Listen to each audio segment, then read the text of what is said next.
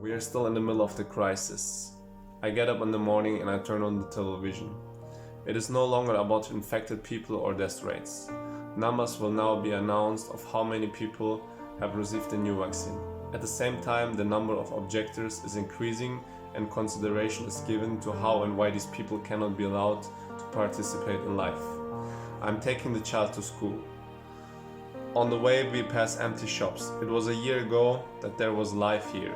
The second lockdown in autumn 2020 has already caused the existence of countless shops.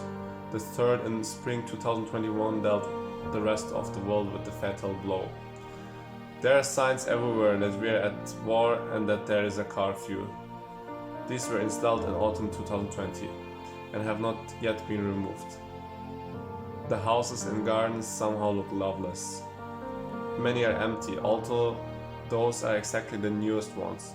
What is still inhabited is rather old and paid off a long time ago. Many residential communities have now formed. Strangers share an apartment so that they can somehow pay for it. The lost houses are now home to immigrants who got the houses back after the banks got them. Nobody greets each other anymore. Everyone goes his own way and looks down. I go to the ATM and check how many digital money I have left. Not only have we now lost the cash, but we have also received an unconditional basic income. What at first seemed like a blessing has now become a curse in the view of the millions of unemployed and inhumanly increased food prices.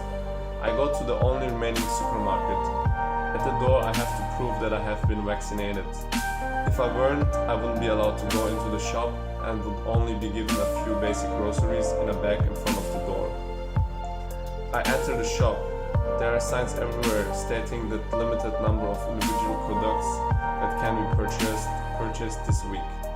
Many are completely missing. The supply chains faltered at the end of 2020 after the third lockdown. So many companies were bankrupt that it is now bordered on luck if you get something delivered from abroad.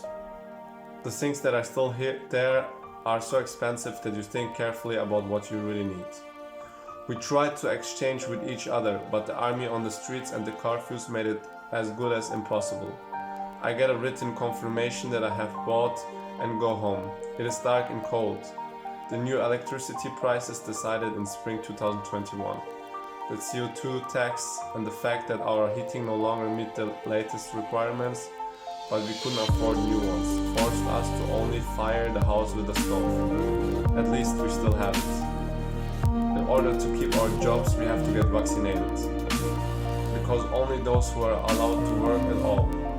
Which doesn't mean that we also deserve something.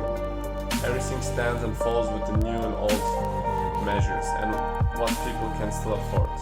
Many try to sell something from their household or their car, but hardly anyone thinks about buying anything anymore. My child wants to do something. But what we did 2 years ago, such as going to the swimming pool or the amusement park, no longer exists. So we cut an apple and turn on the stove and some candles and play some board games.